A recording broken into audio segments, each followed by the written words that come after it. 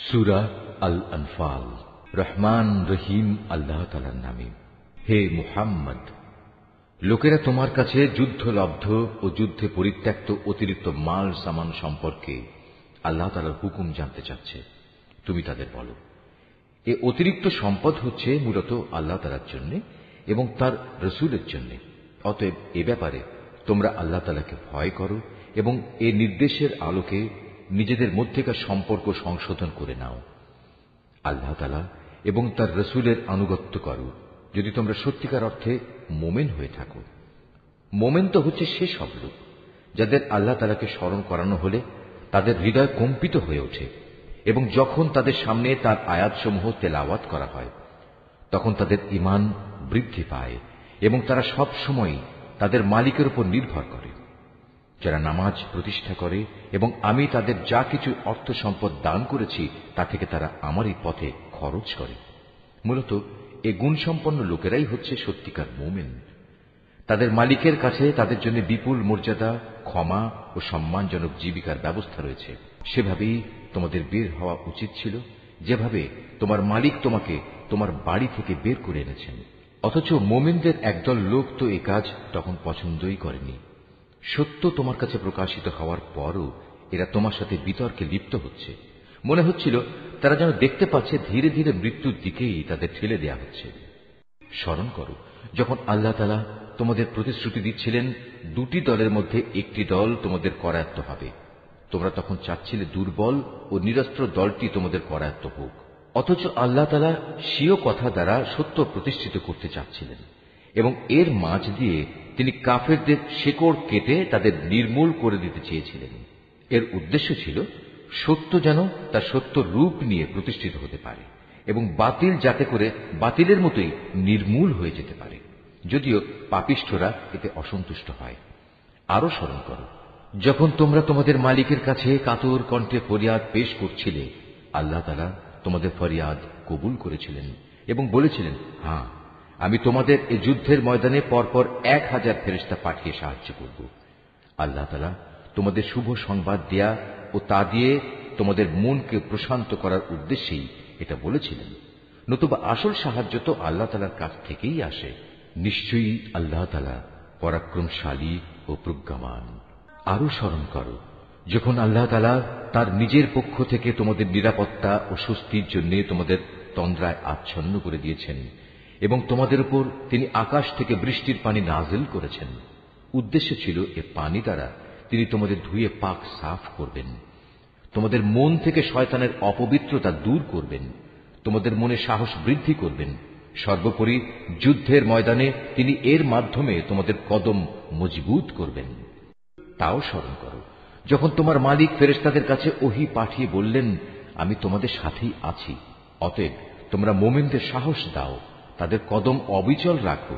অচিরেই আমি কাফেরদের মনে দারুণ এক ভীতির সঞ্চার করব। অতএব তোমরা তাদের ঘাড়ের উপর আঘাত হানো এবং তাদের হাড়ের প্রত্যেক জোড়ায় জোড়ায় আঘাত করো। এ কাজটা এ কারণে করা প্রয়োজন, এরা আল্লাহ তাআলা ও তার রসুলের বিরুদ্ধে মোকাবেলায় নেমেছে। আর যারাই এভাবে আল্লাহ তাআলা ও তার রসুলের বিরোধিতা করে তাদের জানা উচিত আল্লাহ তাআলা তাদের কঠোর আযাব দেবেন। হে কাফেররা, এ হচ্ছে তোমাদের যথার্থ পাওনা। এবার ভালো করে তোমরা এর স্বাদ গ্রহণ করতে থাকো। কাফেরদের জন্য দোজখের ভয়াবহ আযাব রয়েছে। হে মুমিন বান্দারা, তোমরা যখন যুদ্ধের ময়দানে কাফেরদের মুখোমুখি মোকাবেলা করবে তখন কখনো পৃষ্ঠ প্রদর্শন করবে না। জেনে রেখো, এই যুদ্ধের দিন যে ব্যক্তি তার পৃষ্ঠ প্রদর্শন করবে সে অবশ্যই আল্লাহ তাআলার গজবে পতিত হবে।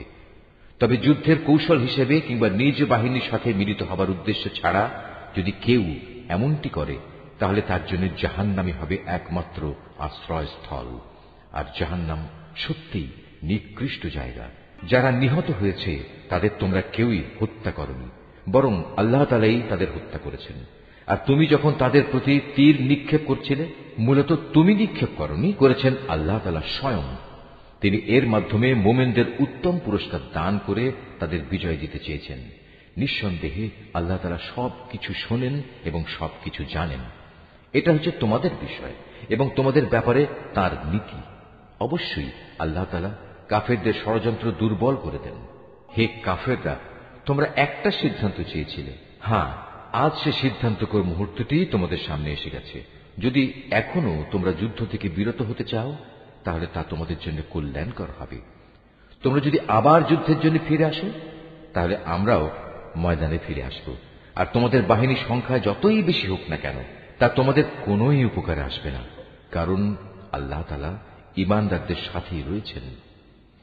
হে ঈমানদার লোকেরা, তোমরা আল্লাহ তাআলা ও তার রাসূলের আনুগত্য করো, কখনো তার কাছ থেকে মুখ ফিরিয়ে নিও না, বিশেষ করে যখন তোমরা সবকিছু শুনতেই পাচ্ছ।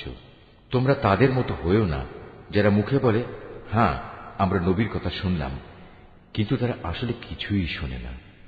আল্লাহ তাআলার কাছে তার সৃষ্টির নিকৃষ্টতম জীব হচ্ছে সেই বধির ও মূক মানুষগুলো, যারা সত্য দিন সম্পর্কে কিছুই বোঝে না। আল্লাহ তাআলা যদি জানতেন এদের ভেতর সামান্য কোনো ভালো গুণও অবশিষ্ট আছে, তাহলে তিনি তাদের অবশ্যই হেদায়েতের কথা শোনাতেন। অবশ্য তিনি তাদের শোনালেও তারা তাকে উপেক্ষাই করত এবং অন্যদিকে ফিরে যেত। হে ঈমানদার লোকেরা, তোমরা আল্লাহ তাআলা ও তার রাসূলের ডাকে সাড়া দাও, যখন তিনি তোমাদের এমন কিছুর দিকে ডাকেন যা তোমাদের সত্যিকার অর্থে জীবন দান করবে। এই কথাটা জেনে রেখো, আল্লাহ তাআলা মানুষ ও তার হৃদয়ের মাঝামাঝি স্থানে অবস্থান গ্রহণ করেন। আবার তোমাদের সবাইকে তার সামনেই জড়ো করা হবে। তোমরা আল্লাহ দ্রোহিতার সেই ফিতনা থেকে বেঁচে থাকো, যার ভয়াবহ শাস্তি যারা তোমাদের মধ্যে জালেম শুধু তাদের মধ্যেই সীমাবদ্ধ থাকবে না। আরো জেনে রাখো, আল্লাহ তাআলা অত্যন্ত কঠোর শাস্তি প্রদানকারী। স্মরণ করো, যখন তোমরা সংখ্যায় ছিলে নিতান্ত কম, এই জমিনে তোমাদের মনে করা হতো তোমরা অত্যন্ত দুর্বল। তোমরা সর্বদাই এ ভয়ে আতঙ্কিত থাকতে যে কখন অন্য মানুষরা তোমাদের উপর চড়াও হবে। অতঃপর আল্লাহ তাআলা তোমাদের একটি ভূখণ্ডে আশ্রয় দিলেন, তার একান্ত সাহায্য দিয়ে তিনি তোমাদের শক্তিশালী করলেন এবং তিনি এ আশায় তোমাদের বহুবিধ উত্তম জিনিস দান করলেন যে তোমরা আল্লাহর এসব নিয়ামতের শুকর আদায় করবে। হে ঈমানদার বান্দারা, তোমরা আল্লাহ তাআলা ও তার রাসূলের সাথে কখনো বিশ্বাসঘাতকতা করো না এবং জেনে শুনে নিজেদের আমানতেরও খেয়ানত করো না। জেনে রেখো, তোমাদের মাল সম্পদ ও সন্তান সন্ততি হচ্ছে আল্লাহ তাআলার পক্ষ থেকে পরীক্ষা মাত্র। যে এ পরীক্ষায় উত্তীর্ণ হবে তার জন্য আল্লাহ তাআলার কাছে মহা প্রতিদান রয়েছে। হে ঈমানদার লোকেরা, তোমরা যদি আল্লাহকে ভয় করে চলো, তাহলে তিনি তোমাদের জন্য অন্যদের সাথে পার্থক্য নির্ণয়কারী স্বতন্ত্র মর্যাদা দান করবেন। তিনি তোমাদের গুনাহসমূহ মিটিয়ে দেবেন, তিনি তোমাদের ক্ষমা করে দেবেন। আল্লাহ তাআলার দান আসলেই অনেক বড়। স্মরণ করো, যখন কাফেররা তোমার বিরুদ্ধে ষড়যন্ত্র করছিল, তারা তোমাকে বন্দী করবে অথবা তোমাকে হত্যা করবে কিংবা তোমাকে আপন ভূমি থেকে নির্বাসিত করে দেবে। এ সময় একদিকে তারা তোমার বিরুদ্ধে ষড়যন্ত্র করছিল, আরেকদিকে আল্লাহ তাআলাও তোমার পক্ষে কৌশল চালিয়ে যাচ্ছিলেন। আর আল্লাহ তাআলাই হচ্ছেন সর্বোৎকৃষ্ট কৌশলী। যখন তাদের সামনে আমার কোনো আয়াত পড়ে শোনানো হতো, তখন তারা বলতো, হ্যাঁ আমরা এ কথা আগেও শুনেছি, আমরা চাইলে এ ধরনের কথা তো নিজেরাও বলতে পারি। এগুলো আগের লোকদের উপকথা ছাড়া আর কিছু নয়। তারা যখন বলেছিল, হে আল্লাহ তাআলা, মুহাম্মাদের আনিত এ কিতাব যদি তোমার কাছ থেকে পাঠানো সত্য হয়, তাহলে একে অমান্য করার কারণে তুমি আমাদের উপর আসমান থেকে পাথর বর্ষণ করো কিংবা তুমি আমাদের উপর কোনো কঠিন শাস্তি পাঠিয়ে দাও। আল্লাহ তাআলা এমন নন যে তিনি তাদের কোনো আযাব দেবেন অথচ তুমি এখনো তাদের মধ্যে বর্তমান রয়েছ। আর আল্লাহ তাআলা এমনও নন যে কোনো জাতির মানুষদের তিনি শাস্তি দেবেন অথচ তারা কিছু লোক তখন আল্লাহর কাছে ক্ষমা প্রার্থনা করছে। কেনই বা আল্লাহ তাআলা এখন তাদের আযাব দেবেন না, যখন তারা আল্লাহর বান্দাদের মসজিদুল হারামে আসার পথ থেকে নিবৃত্ত করে? অথচ তারা তো এ ঘরের আসল অভিভাবকও নয়। এ ঘরের আসল অভিভাবক হচ্ছে তারা যারা আল্লাহ তাআলাকে ভয় করে, কিন্তু তাদের অধিকাংশ মানুষই কথা জানে না। এ ঘরের পাশে তাদের জাহিলি যুগের নামাজ তো কিছু শীষ দেয়া ও তালি বাজানো ছাড়ার কিছু ছিল না। এ কারণেই আল্লাহ তাআলা তাদের বলবেন, এখন তোমরা তোমাদের কুফরি কার্যকলাপের জন্য শাস্তি ভোগ করো। যারা আল্লাহ তাআলাকে অস্বীকার করেছে এবং যারা নিজেদের ধন সম্পদ এ খাতেই ব্যয় করেছে, যে এর দ্বারা মানুষদের আল্লাহ তাআলার পথ থেকে ফিরিয়ে রাখবে, এদের জন্য তুমি ভেবো না এরা এ পথে ধন সম্পদ আরো ব্যয় করতে থাকবে। অতঃপর একদিন সে ব্যয় করাটাই তাদের জন্য মনস্তাপের কারণ হবে। অতঃপর দুনিয়ার জীবনেও তারা পরাভূত হবে। আর যারা কুফরি করেছে আখিরাতে তাদের সবাইকে জাহান্নামের পাশে একত্রিত করা হবে। এভাবেই আল্লাহ তাআলা ভালোকে খারাপ থেকে পৃথক করে দেবেন এবং খারাপগুলোর একটাকে আরেকটার উপর থেকে সবগুলো এক জায়গায় স্তূপীকৃত করবেন। অতঃপর গোটা স্তূপ জাহান্নামে নিক্ষেপ করবেন। মূলত এর লোকগুলো সেদিন ভীষণ ক্ষতিগ্রস্ত হবে। হে মুহাম্মদ, যারা আল্লাহ তাআলাকে অস্বীকার করেছে তাদের তুমি বলো, তারা যদি এ থেকে এখনো ফিরে আসে তাহলে তাদের অতীতের সব কিছুই ক্ষমা করে দেয়া হবে। তবে যদি তারা তাদের আগের কার্যকলাপের দিকে ফিরে যায় তাহলে তাদের সামনে আগের জাতিসমূহের ভয়াবহ পরিণামের দৃষ্টান্ত তো মজুদ রয়েছেই। হে ঈমানদার লোকেরা, তোমরা কাফেরদের বিরুদ্ধে লড়াই করতে থাকো যতক্ষণ না আল্লাহর জমিনে কুফরির ফিতনা বাকি থাকবে এবং দ্বীন সম্পূর্ণভাবে আল্লাহ তাআলার জন্যই নির্দিষ্ট হয়ে যাবে। হ্যাঁ, তারা যদি কুফর থেকে নিবৃত্ত হয় তাহলে আল্লাহ তাআলাই হবেন তাদের কার্যকলাপের পর্যবেক্ষণকারী। এ সব কিছু সত্ত্বেও যদি তারা সত্য থেকে মুখ ফিরিয়ে নেয় তাহলে তোমরা জেনে রেখো আল্লাহ তাআলাই হচ্ছেন তোমাদের অভিভাবক। কত উত্তম অভিভাবক আল্লাহ তাআলা, কত উত্তম সাহায্যকারী তিনি। হে মুমিনরা, তোমরা জেনে রেখো যুদ্ধে যে সম্পদ তোমরা অর্জন করেছ তার 1/5 আল্লাহ তাআলার জন্য, রাসূলের জন্য, তার স্বজনদের জন্য, এতিমদের জন্য, মিসকিনদের জন্য ও পথচারী মুসাফিরদের জন্য। তোমরা যদি আল্লাহতে বিশ্বাস করো, আরো বিশ্বাস করো সেই বিজয় ঘটিত বিষয়টির প্রতি যা আমি হক ও বাতিলের চূড়ান্ত মীমাংসার দিন ও একে অপরের মুখোমুখি হবার দিন আমার বান্দার উপর নাজিল করেছিলাম।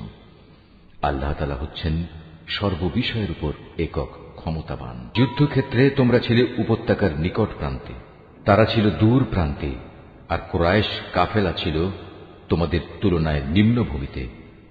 যদি তোমরা আগেই এ ব্যাপারে তাদের সাথে কোনো অগ্রিম চুক্তির সিদ্ধান্ত করতে চাইতে তাহলে এই সিদ্ধান্ত বাস্তবায়নে তোমরা অবশ্যই মতবিরোধ করতে, কিন্তু আল্লাহ তাআলা তাই ঘটাতে চেয়েছিলেন যা ঘটানো আল্লাহ তাআলার মঞ্জুর ছিল। এর উদ্দেশ্য ছিল যে দলটি ধ্বংস হবে তারা যেন সত্য মিথ্যা স্পষ্ট হওয়ার পরই ধ্বংস হয়, আবার যে দলটি বেঁচে থাকবে তারাও যেন সত্যাসত্য প্রমাণের ভিত্তিতেই বেঁচে থাকে। নিশ্চয়ই আল্লাহ তাআলা সর্বশ্রোতা ও সর্বজ্ঞ। আরো স্মরণ করো, আল্লাহ তাআলা তোমাকে যখন স্বপ্নে তাদের সংখ্যা কম দেখিয়েছিলেন তখন যদি তিনি তোমাকে তাদের সংখ্যা বেশি দেখাতেন তাহলে অবশ্যই তোমরা সাহস হারিয়ে ফেলতে এবং এ বিষয়ে তোমরা একে অপরের সাথে বিতর্ক শুরু করে দিতে। কিন্তু আল্লাহ তাআলা এটা না করে তোমাদের নিরাপদ করে দিয়েছেন, কেননা তিনি মানুষের অন্তরে যা কিছু লুকিয়ে থাকে সে সম্পর্কে সম্যক ওয়াকিবহাল রয়েছেন। সে সময়ের কথাও স্মরণ করো যখন তোমরা যুদ্ধের ময়দানে তাদের সামনাসামনি হলে, তখন তোমাদের চোখে তাদের সংখ্যা আল্লাহ তাআলা নিতান্ত কম করে দেখালেন এবং তাদের চোখেও তিনি তোমাদের সংখ্যাকে দেখালেন কম। এর উদ্দেশ্য ছিল যেন আল্লাহ তাআলা তাই ঘটিয়ে দেখান যা কিছু তিনি এ ঘটনার মাধ্যমে ঘটাতে চান, কেননা আল্লাহ তাআলার দিকেই সব কিছুকে ফিরে যেতে হবে। হে ঈমানদার লোকেরা, কোন বাহিনীর সাথে যখন তোমরা সামনাসামনি হও তখন ময়দানে অবিচল থাকবে এবং বিজয়ের আসল উৎস আল্লাহ তাআলাকে বেশি বেশি করে স্মরণ করতে থাকবে। আশা করা যায় তোমরা সাফল্য লাভ করতে পারবে। তোমরা আল্লাহ তাআলা ও তার রাসূলের আনুগত্য করো, নিজেদের মধ্যে পরস্পর ঝগড়া বিবাদ করো না, অন্যথায় তোমরা সাহস হারিয়ে ফেলবে এবং তোমাদের প্রতিপত্তি খতম হয়ে যাবে। তোমরা ধৈর্য ধারণ করো, অবশ্যই আল্লাহ তাআলা ধৈর্যশীলদের সাথে রয়েছেন। তোমরা কখনো তাদের মতো হয়ো না যারা অহংকার ও লোকদের নিজেদের শান শওকত দেখানোর জন্য নিজেদের ঘর থেকে বেরিয়ে এসেছে এবং সাধারণ মানুষদের যারা আল্লাহ তাআলার পথ থেকে ফিরিয়ে রাখে। মূলত তাদের সমুদয় কার্যকলাপই আল্লাহ তাআলা পরিবেষ্টন করে আছেন। যখন শয়তান তাদের কাজগুলোকে তাদের সামনে খুব চাকচিক্যময় করে পেশ করেছিল এবং সে তাদের বলেছিল, আজ মানুষের মধ্যে কেউই তোমাদের উপর বিজয়ী হতে পারবে না এবং আমি তো তোমাদের পাশেই আছি। অতঃপর যখন উভয় দল সম্মুখ সমরে ঝাঁপিয়ে পড়ল তখন সে কেটে পড়ল এবং বলল, তোমাদের সাথে আমার কোনোই সম্পর্ক নেই। আমি এমন কিছু দেখতে পাচ্ছি যা তোমরা দেখতে পাও না। আমি অবশ্যই আল্লাহ তাআলাকে ভয় করি এবং আমি জানি আল্লাহ তাআলা হচ্ছেন কঠোর শাস্তিদাতা। মুনাফিক ও তাদের দলবল, যাদের দিলে গুমরাহির ব্যাধি রয়েছে, যখন তারা বলল, এই লোকদের মূলত তাদের নতুন দিন মারাত্মকভাবে প্রতারিত করে রেখেছে। সত্য কথা হচ্ছে, যে কোনো ব্যক্তি বিপদে আপদে আল্লাহ তাআলার উপর ভরসা করে সে বুঝতে পারবে আল্লাহ তাআলা প্রবল পরাক্রান্ত ও প্রজ্ঞাময়। তুমি যদি সত্যি সেই করুণ অবস্থা দেখতে পেতে, যখন আল্লাহর ফেরেশতারা কাফেরদের রূহ বের করে নিয়ে যাচ্ছিল, ফেরেশতারা তখন তাদের মুখমণ্ডল ও পৃষ্ঠদেশে ক্রমাগত আঘাত করে যাচ্ছিল এবং তারা বলছিল, তোমরা আগুনের আযাব উপভোগ করো। মূলত এটা হচ্ছে তোমাদের নিজেদেরই উভয় হাতের কামাই, যা তোমরা আগেই পাঠিয়েছিলে। আল্লাহ তাআলা কখনো তার বান্দার উপর জুলুম করেন না। এদের পরিণতি হবে ফেরাউনের আপনজন ও তাদের পূর্ববর্তী কাফিরদের মতোই। তারা সবাই আল্লাহ তাআলার আয়াতকে অস্বীকার করেছে, ফলে তাদের গুনাহের দরুন আল্লাহ তাআলা তাদের পাকড়াও করলেন। নিশ্চয়ই আল্লাহ তাআলা শক্তিশালী ও কঠোর শাস্তি দানকারী। এটা এ কারণে যে আল্লাহ তাআলা যখন কোন জাতিকে কোন নিয়ামত দান করেন, তিনি ততক্ষণ পর্যন্ত তাঁর সে নিয়ামত তাদের জন্য বদলে দেন না, যতক্ষণ না তারা নিজেরা নিজেদের অবস্থার পরিবর্তন করে। নিশ্চয়ই আল্লাহ তাআলা সব কিছু শোনেন, সব কিছু জানেন। এরাও হচ্ছে ফেরাউন, তার স্বজন ও তাদের আগের লোকদের মতো। আল্লাহর আয়াতকে তারা সরাসরি মিথ্যা সাব্যস্ত করেছে, ফলে আমি তাদের কুফরির অপরাধের জন্য তাদের ধ্বংস করে দিয়েছি এবং ফেরাউনের স্বজনদের আমি ডুবিয়ে দিয়েছি। মূলত তারা সবাই ছিল জালেম। নিশ্চয়ই আল্লাহর এই জমিনে বিচরণশীল জীবের মধ্যে আল্লাহর কাছে নিকৃষ্টতম হচ্ছে তারা, যারা স্বয়ং এ জমিনের স্রষ্টাকেই অস্বীকার করে এবং তারা তার উপর ঈমান আনে না। তারাও এ নিকৃষ্ট লোকদের অন্যতম, যাদের সাথে তুমি বাকায়দা সন্ধি চুক্তি স্বাক্ষর করেছ। অতঃপর তারা প্রতিবার সুযোগ পেয়েই সে চুক্তি ভঙ্গ করেছে এবং এ ব্যাপারে তারা কাউকেই পরোয়া করেনি। অতএব এ লোকদের যদি কখনো তুমি ধরতে পারো, তাহলে তাদের মূল বাহিনী থেকে বিচ্ছিন্ন করে এমন ভাবে শাস্তি দেবে যাতে তাদের পরবর্তী বাহিনী এ থেকে কিছু শিক্ষা গ্রহণ করে। যদি কখনো কোনো জাতির কাছ থেকে তোমার এই আশঙ্কা হয় যে তারা চুক্তি ভঙ্গ করে বিশ্বাসঘাতকতা করবে, তাহলে তুমিও তাদের সাথে সম্পাদিত চুক্তি একইভাবে তাদের মুখের উপর ছুঁড়ে দাও। তবে তোমরা নিজেরা তা আগে লঙ্ঘন করো না। নিশ্চয়ই আল্লাহ তাআলা খেয়ানতকারীকে পছন্দ করেন না। আর কাফেররা যেন কখনোই এমন ধারণা করতে না পারে যে ওরা তোমাদের পেছনে ফেলে নিজেরা এগিয়ে গেছে। আসলে তারা তোমাদের পরাভূত করার কোনো ক্ষমতাই রাখে না। তাদের সাথে যুদ্ধের জন্য তোমরা যথাসাধ্য সাজ সরঞ্জাম, শক্তি ও ঘোড়া প্রস্তুত রাখবে এবং এ দিয়ে তোমরা আল্লাহর দুশমন ও তোমাদের দুশমনদের ভীত সন্ত্রস্ত করে দেবে। এছাড়াও কিছু লোক আছে যাদের পরিচয় তোমরা জানো না, শুধু আল্লাহ তাআলাই তাদের চেনেন। আল্লাহ তাআলার পথে তোমরা যা কিছুই ব্যয় করবে তার পুরোপুরি প্রতিদান তোমাদের পরকালে আদায় করে দেয়া হবে এবং তোমাদের উপর বিন্দু মাত্র জুলুম করা হবে না। হে মুহাম্মদ, তারা যদি সন্ধির প্রতি আগ্রহ দেখায়, তাহলে তুমিও সন্ধির দিকে ঝুঁকে যাবে এবং সর্বদা আল্লাহর উপরই ভরসা করবে। অবশ্যই আল্লাহ তাআলা সব কিছু শোনেন, সব কিছু দেখেন।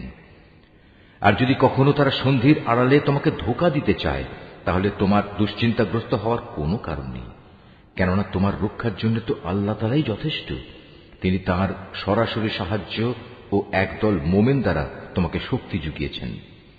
আল্লাহ তাআলা এ মোমেনদের দিলকে পারস্পরিক ভালোবাসা ও সম্প্রীতির বন্ধনে আবদ্ধ করে দিয়েছেন। অথচ তুমি যদি দুনিয়ার যাবতীয় সম্পদ এর পেছনে ব্যয় করতে, তবু তুমি এ মানুষদের দিলকে ভালোবাসার বন্ধনে আবদ্ধ করতে পারতে না। কিন্তু আল্লাহ তাআলা এদের মাঝে প্রীতি স্থাপন করে দিয়েছেন। অবশ্যই তিনি পরাক্রমশালী ও বিজ্ঞ কুশলী। হে নবী, তোমার জন্য এবং তোমার অনুবর্তনকারী মোমেনদের জন্য তো আল্লাহ তাআলাই যথেষ্ট। হে নবী, তুমি মোমেনদের যুদ্ধের জন্য উদ্বুদ্ধ করো। মনে রেখো, তোমাদের মধ্যে 20 জন লোকও যদি ধৈর্যশীল হতে পারে, তাহলে তারা 200 লোকের উপর বিজয়ী হবে। আবার তোমাদের মাঝে এমন লোকের সংখ্যা যদি 100 হয়, তাহলে তারা 1000 লোকের উপর জয়লাভ করবে। এর কারণ হচ্ছে তারা এমন জাতি যারা আল্লাহর শক্তি সম্পর্কে কিছুই বোঝে না। এই নিশ্চয়তা দ্বারা এখন আল্লাহ তাআলা তোমাদের উপর থেকে উদ্বেগ ও দুশ্চিন্তার বোঝা হালকা করে দিয়েছেন। যেহেতু তিনি একথা জানেন তোমাদের মধ্যে কিছু দুর্বলতা রয়েছে, অতঃপর তোমাদের মধ্যে যদি 100 ধৈর্যশীল মানুষ থাকে তাহলে তারা 200-র উপর বিজয়ী হবে।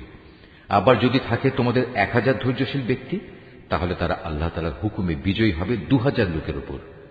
জেনে রেখো, আল্লাহ তাআলা ধৈর্যশীলদের সাথেই রয়েছেন। কোন নবীর পক্ষেই এটা শোভা পায় না যে তার কাছে বন্দীদের আটক রাখবে যতক্ষণ পর্যন্ত সে জমিনে রক্তপাত ঘটাবে এবং আল্লাহর শত্রুদের নিপাত না করে দেবে। আসলে তোমরা তো দুনিয়ার সামান্য স্বার্থটুকুই চাও, আর আল্লাহ তাআলা চান তোমাদের আখিরাতের কল্যাণ দান করতে। আল্লাহ তাআলাই হচ্ছেন পরাক্রমশালী ও প্রজ্ঞাময়। যদি এ ব্যাপারে আল্লাহ তাআলার কাছ থেকে পূর্বের কোন ফরমান লেখা না থাকত, তাহলে বন্দীদের কাছ থেকে মুক্তিপণ হিসেবে তোমরা যা কিছু নিয়েছ তার জন্য একটা বড় ধরনের আযাব তোমাদের উপর পতিত হতো। অতএব যা কিছু তোমরা গনিমত হিসেবে লাভ করেছ, নিঃসংকোচে তোমরা তা খাও, কেননা তা সম্পূর্ণ হালাল ও পবিত্র। তোমরা আল্লাহ তাআলাকে ভয় করো। আল্লাহ তাআলা অবশ্যই ক্ষমাশীল ও দয়ালু। হে নবী, তোমার হাতে যেসব বন্দী রয়েছে তাদের তুমি বলো, আল্লাহ তাআলা যদি তোমাদের দিলে ভালো কিছু গ্রহণের যোগ্যতা আছে বলে জানতে পান, তাহলে তিনি তোমাদের ঈমানের এমন এক কল্যাণ দান করবেন যা তোমাদের কাছ থেকে মুক্তিপণ হিসেবে গৃহীত সম্পদের চাইতে অনেক ভালো, এবং তিনি তোমাদের গুনাহসমূহ মাফ করে দেবেন। আল্লাহ তাআলা ক্ষমাশীল ও দয়াবান।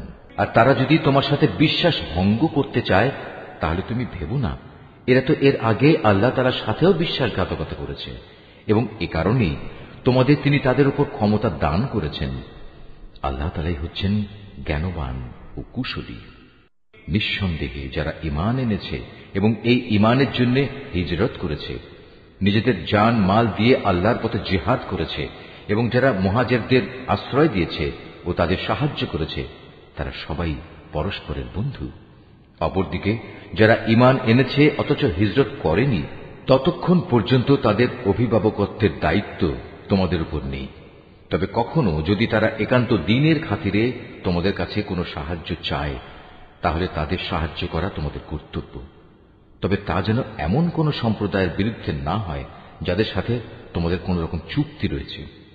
বস্তুত তোমরা যা কিছু করো আল্লাহ তাআলা সব কিছুই দেখেন। যারা কুফরি করেছে তারা একে অপরের বন্ধু। তোমরা যদি একে অপরকে সাহায্য করার সে কাজটি না করো, তাহলে আল্লাহর এই জমিনে ফিতনা ফাসাদ ও বড় ধরনের বিপর্যয় সৃষ্টি হবে। যারা ঈমান এনেছে, এই ঈমানের জন্য হিজরত করেছে, নিজেদের জান মাল দিয়ে আল্লাহর পথে জিহাদ করেছে, এবং যারা এই হিজরতকারীদের থাকার জায়গা দিয়েছে এবং তাদের সাহায্য করেছে, মূলত এরা সবাই হচ্ছে সত্যিকারের মুমিন। এদের জন্য আল্লাহ তাআলার পক্ষ থেকে ক্ষমা ও উত্তম জীবিকার ব্যবস্থা রয়েছে।